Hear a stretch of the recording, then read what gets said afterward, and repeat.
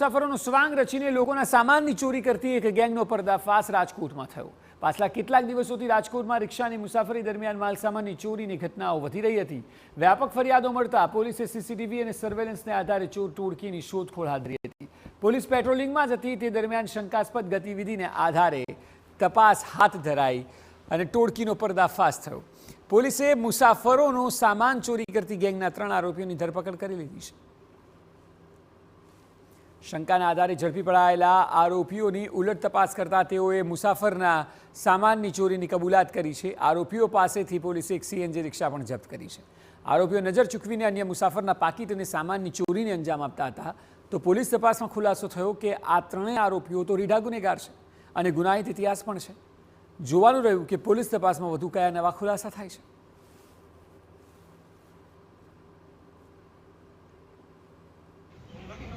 આ કામેના આરોપીઓ ધનજી ઉર્ફે ધનો જાડો કારો ચોર દેવજીભાઈ ગેડાણી રે રાજકોટ, જેના વિરુદ્ધ રાજકોટ શહેર, કુવાડવા, જૂનાગઢ બી ડિવિઝન, મોરબી તાલુકા, કેરાળા, અમદાવાદ ખાતે કુલ 10 ગુના નોંધાયેલા છે।